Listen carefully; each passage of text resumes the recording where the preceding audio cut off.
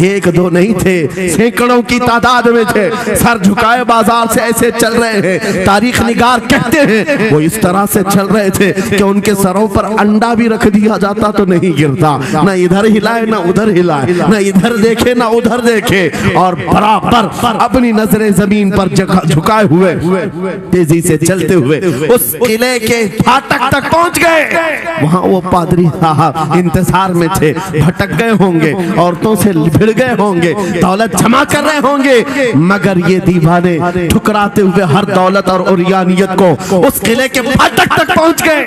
पादरी सामने आया, किले की चाबियां वादे के मुताबिक खालिद बिन वलीद की गोद में डाल दिया और कहा, एक बात बताओ ऐ खालिद, एक बात तो बताओ, ये जो तुमने जमात, ये जो तुमने लश्कर जमा किया है सिपाहियों का, ये इंसान है या फरिश्ते हैं? इनके दिल है या नहीं? इनकी ख्वाहिशात है या नहीं? इनके जिस्मों में नफ्स है या नहीं? हमने मुल्क की सबसे खूबसूरत तरीन औरतों को खड़ा कर दिया था, दौलत को बिछा दिया था, इनमें से एक भी उसकी तरफ तवज्जो नहीं किया। खालिद बिन वलीद मुस्कुराकर जो जवाब देते हैं वो हमारा ईमान होना चाहिए। क्या जवाब देते हैं? फरमाते, नादान, ऐसी उन आंखों को तू खरीदने की कोशिश कर रहा था जिन आंखों में पहले से जमाले मुस्तफा बसा हुआ। बात है, सुभान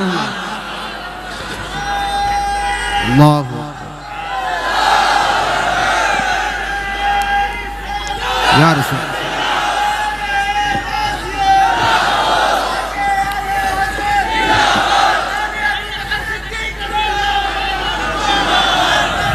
ये जो लोग लाइट के करीब हैं इनसे गुजारिश है कि आप हट जाएं, करंट लग। मेरे अजीजों, ये जवाब था।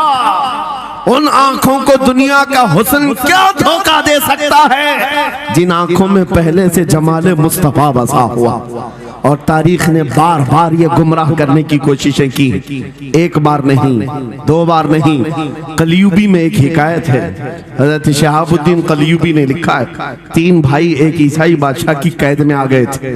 तीनों सगे भाई थे और जवान भी थे। जवान ज्यादा है इसलिए खिताब कर रहा हूं। इसका मतलब ये नहीं है कि बूढ़ों के लिए कोई नसीहत नहीं, इंसान है, नफ्स है तो सबके लिए, सबके लिए।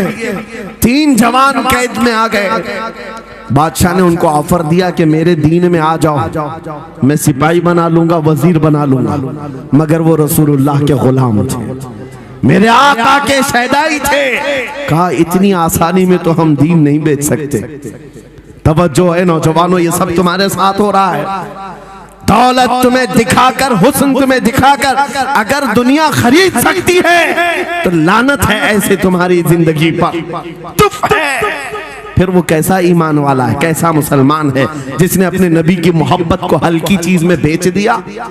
उसका कोई ताल्लुक नहीं है। अला ला ईमान अलिमल्ला मोहब्बत अला। आला हजरत ने लिखा है, उसका ईमान ही नहीं जिसके दिल में मेरे आका की मोहब्बत नहीं। क्या बात है। अगर मोहब्बत है तो सौदा नहीं करोगे।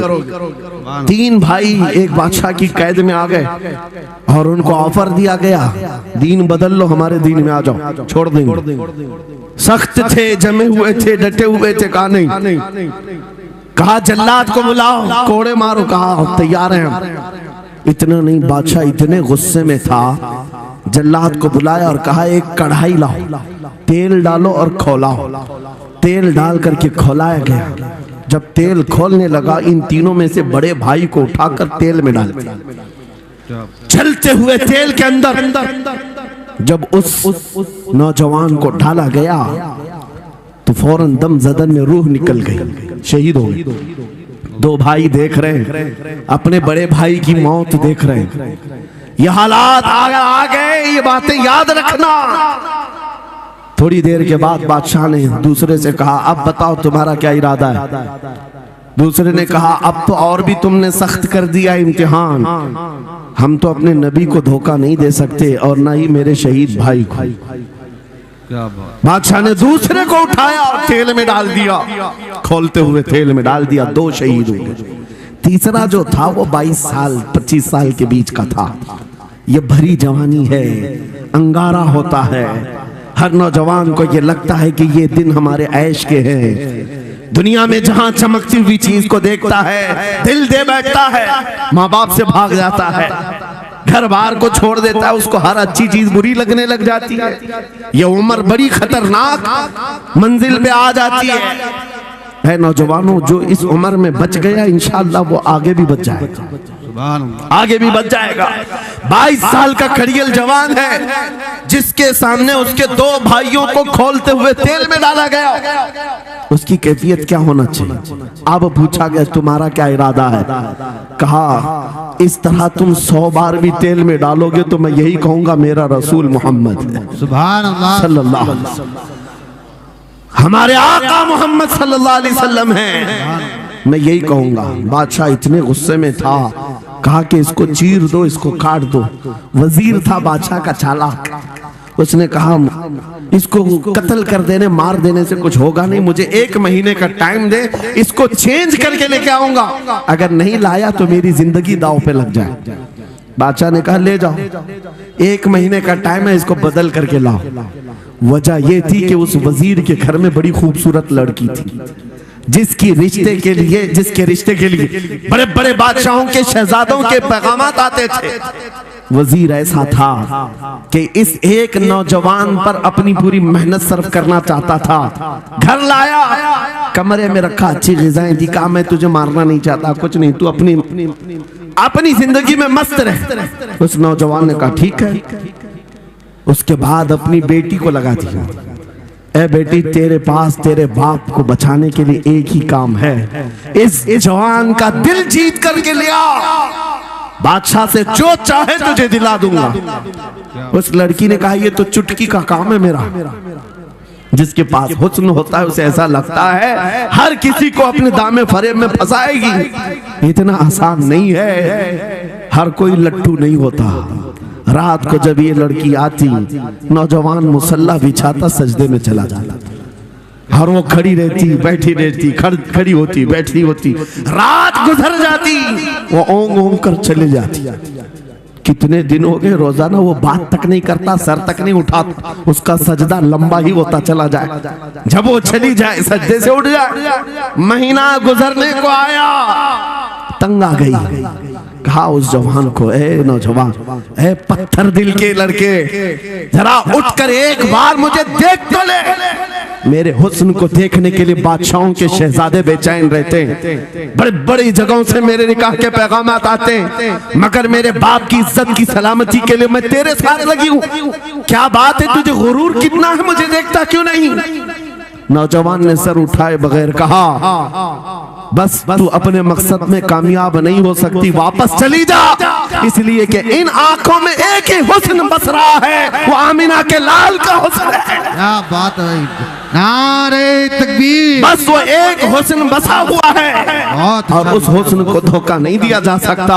सुभान अल्लाह। वो खातून के दिल में, उस लड़की के दिल में ऐसी हैबत तारी हो गई, ऐसी हैबत तारी हो गई, कपकपाने लग गई और खड़ी होकर कहने लगी, मैं दिल से गवाही देती हूँ कि तू भी सच्चा है, तेरा दीन भी सच्चा। सुभान अल्लाह, सुभान अल्लाह। उठ जा, मुझे आजाद कर इस तमाम वाहियात जिंदगी से, मैं तेरे साथ आने को तैयार हूँ, तेरे दीन में भी और तेरे निकाह में भी।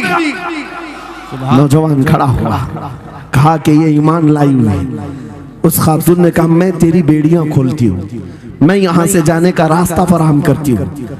दुनिया जिसको फंसाने के चक्कर में थी, अक्सर ये देखा गया है वो खुद अपनी गर्दन मुस्तफा के कदमों में देने को तैयार। क्या बात है। शर्त इतनी है कि मोहम्मद से वफा तूने तो हम तेरे हैं, ये जहां चीज है क्या लौह कलम तेरे हैं। सुभान अल्लाह। सब तुम्हारा हो सकता है, सब तुम्हारा होगा। बस जिंदाबाद, मरहबा। मेरे अजीजों, अब सुनो आगे की बात। कलियू भी फरमाते हैं, इन जवानों की हिकायत क्यों सुना रहा हूं, ये आने वाले हालात, आने वाले हालात हैं। कहते हैं रात की तन्हाई में उस खातून ने उस नौजवान की बेड़ियां खोल दी, हुजरे का दरवाजा खोल दिया और उसको लेकर के निकल गई। कहा रास्ता मैं बताती हूँ, सल्तनत की सरहदें मैं उबूर कराती हूँ, फिर तेरी मर्जी, अगर मुझे साथ रखना है तो ले चल अपने दयार में, या फिर छोड़ना है तो छोड़ दे। उस नौजवान ने कहा कि ठीक है साथ चलो। रात के वक्त ये दोनों तन्हा साथ चल रहे थे। ये भागे हुए लोग नहीं है, ये ईमान पर इस्तिकामत वाले लोग, सुभान ये हुस्न पर फिदा होने वाले लोग नहीं। रात के वक्त जब चल रहे थे, आधी रात गुजरी हुई थी, अचानक घोड़